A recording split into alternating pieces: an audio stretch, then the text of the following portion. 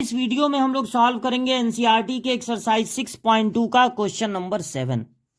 Show that y equal to, देखिए एक function है जिसको y से रिप्रेजेंट किया जा रहा है। y इक्वल टू लॉग में है 1 प्लस एक्स माइनस 2x है अपॉन 2 प्लस एक्स, और x ग्रेटर देन है, यहां कॉमा लगा है, x इज ग्रेटर देन -1 है। लॉग के साथ कभी जीरो नहीं होता, लॉग के साथ कभी निगेटिव नंबर नहीं होता, इसलिए लॉग के साथ वाली जो चीज है यानी 1 प्लस एक्स वो हमेशा ग्रेटर देन जीरो होगी, इसलिए x ग्रेटर देन हो जाएगा -1।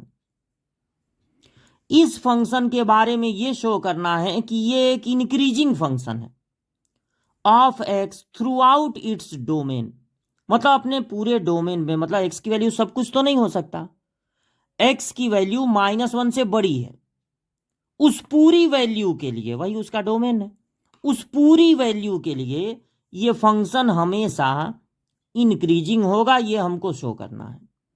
तो पहले आप समझिए कि इंक्रीजिंग फंक्शन होता क्या है।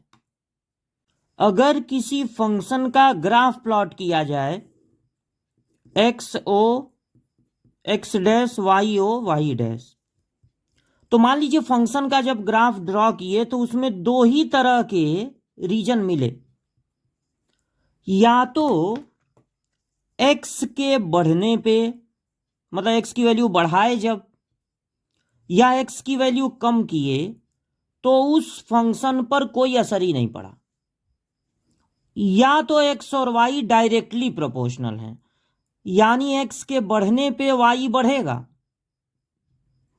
और x के कम होने पे y कम होगा। दो ही तरह के उसमें रीजन हमको मिले, तो ऐसे फंक्शन को कहते हैं इंक्रीजिंग। सपोज कीजिए फंक्शन के ग्राफ में आपको सिर्फ एक ही तरह का रीजन मिला, ये जो आप देख रहे हैं x के बढ़ने घटने पे y पे कोई असर ही नहीं पड़ा, ये नहीं मिला, केवल डायरेक्टली प्रोपोर्शनल वाला मिले, यानी x के बढ़ने पे y की वैल्यू बढ़ जाए, फंक्शन की वैल्यू बढ़ जाए, और x के कम होने पर फंक्शन की वैल्यू कम हो जाए, तो ऐसे फंक्शन को कहते हैं स्ट्रिक्टली इंक्रीजिंग। दूसरी बात, मान लीजिए आप किसी फंक्शन का ग्राफ बनाते हैं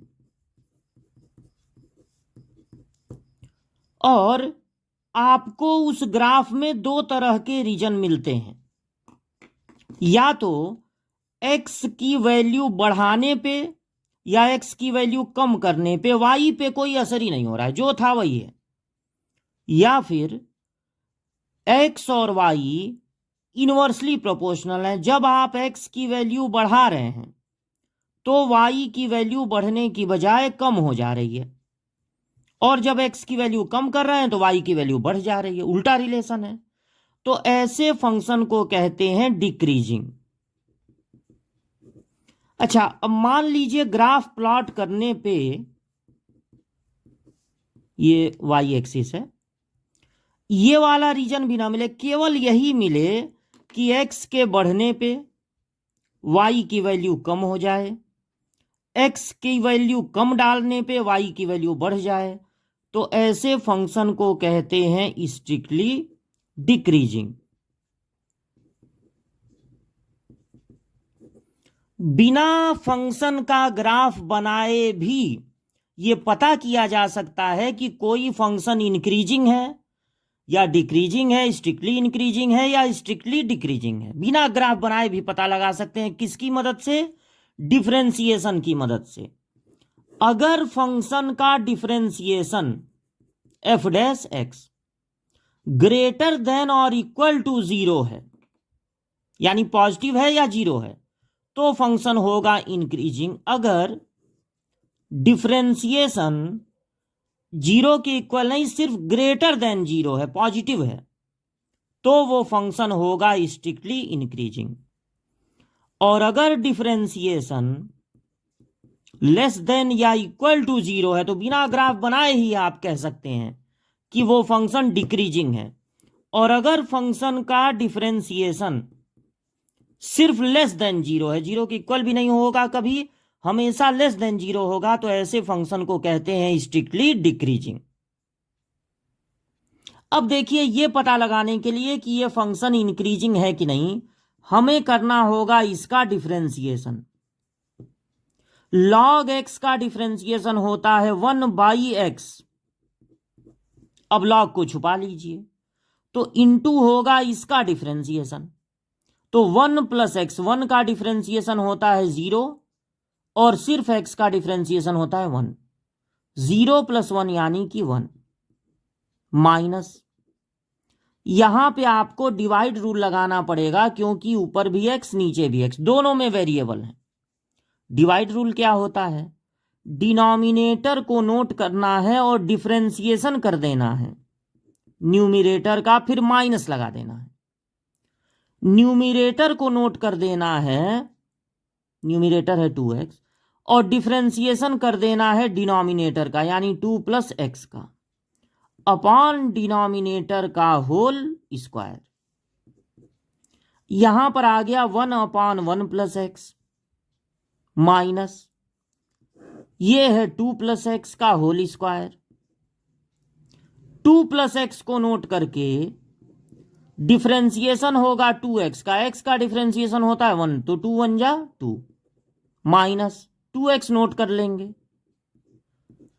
2 का डिफरेंशिएशन होता है 0 और x का डिफरेंशिएशन होता है 1, तो 1/1 + x minus 2 × 2 = 4 plus 2x minus 2x, 2 + x का whole square. 1/1 + x minus 2 + x का होल स्क्वायर, और यहां पर ये कैंसिल होके बचा 4। अब दोनों का प्रोडक्ट हो जाएगा एलसीएम, तो ऐसे जब दोनों का प्रोडक्ट एलसीएम है तो ऐसे क्रॉस में मल्टीप्लाई होगा 2 + x का होल स्क्वायर माइनस 4 × 1 + x। अब ये हो जाएगा a² + b² + 2ab, और ये होगा -4 - 4x।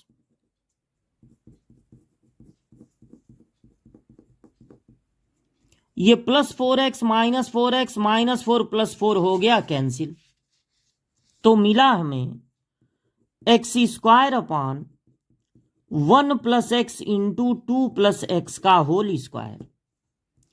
अब आप देखिए, for x is greater than -1, x is greater than -1, अगर आप -1 से बड़ी कोई भी वैल्यू ले लेते हैं तो ये तो स्क्वायर है पॉजिटिव आएगा, ये स्क्वायर है पॉजिटिव आएगा, और अगर -1 से ग्रेटर कोई वैल्यू लेंगे तो ये भी पॉजिटिव आएगा।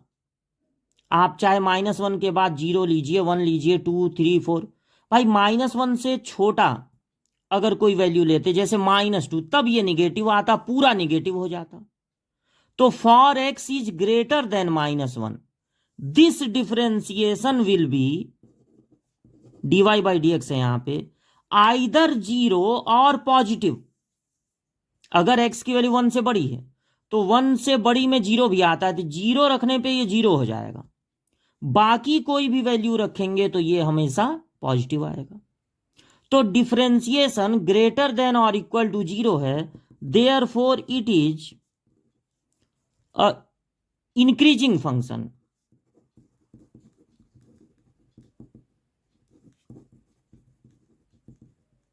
क्योंकि जो आपको थियरी बताए इंक्रीजिंग डिक्रीजिंग का, उसमें आप देखिए जब भी डिफरेंशिएशन फंक्शन का ग्रेटर देन और इक्वल टू 0 होगा, ये वाला केस है, तो वो फंक्शन कहलाएगा इंक्रीजिंग।